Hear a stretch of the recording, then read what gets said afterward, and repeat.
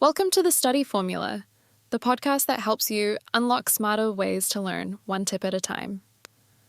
I'm Paige Martin, and I'm here to guide you through actionable study strategies that will elevate your learning game. Do you ever walk out of a lecture or meeting and feel like you didn't capture everything important? Or worse, you look at your notes later and think, what was I even thinking?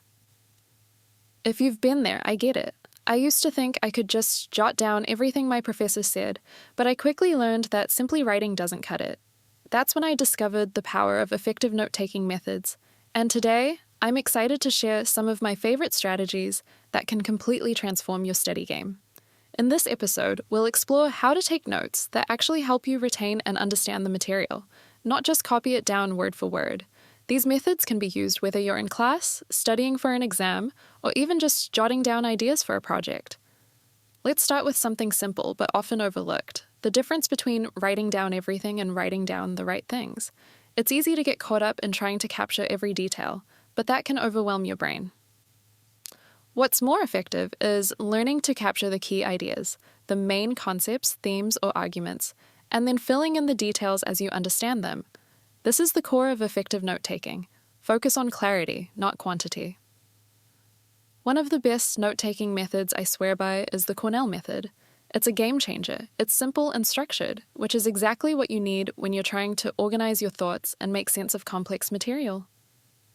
Here's how it works. Divide your page into 3 sections, 2 narrow columns on the left and right with a large section at the bottom. In the right section, you take your regular notes, just like you normally would. In the left column, you write down key concepts, questions, or prompts that summarize the content you've just written. Finally, at the bottom of the page, you write a summary of what you've learned in your own words. This method forces you to actively engage with the material as you're taking notes, and it makes reviewing later much more efficient. Another method I find super effective is the mapping method. This one works great for visual learners. It's basically like creating a mind map of your notes. You start with a central idea in the middle of the page and branch out to related subtopics, connecting everything with lines. This method helps you visualize relationships between ideas, making it easier to see the big picture. Now, I know what you're thinking. I don't have time for fancy note-taking. I just need to get through my readings and assignments. Trust me, I've been there too. But let me tell you, the effort you put into making your notes clearer and more organized will pay off in the long run.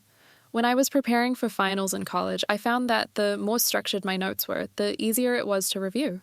I didn't have to sift through pages of scattered thoughts. Instead, I had a clean, well-organized record of key concepts that made my study sessions much more effective. It also helped me retain information better because I had already done the work of synthesizing it in my notes. If you're looking for a simpler approach, try the outline method.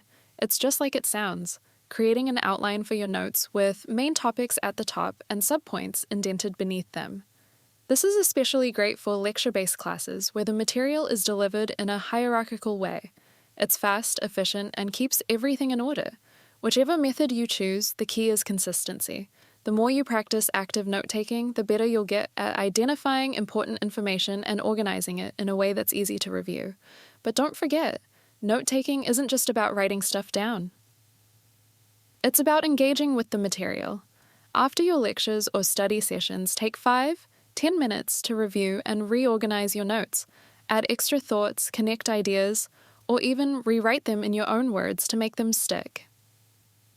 To wrap things up, effective note-taking is about clarity, organization, and active engagement. Whether you use the Cornell Method, mapping, or outline method, the goal is to make your notes work for you, so when it's time to review, you can actually understand what you've written. This week, I challenge you to pick one of these note-taking methods and give it a try. Let me know how it goes. Do you notice a difference in your ability to focus during lectures or when you're studying later? I'd love to hear about it. If you found today's episode helpful, share it with a friend who's looking to level up their note-taking skills. Thanks for tuning in to the Study Formula with Paige Martin. Let's make studying smarter, not harder.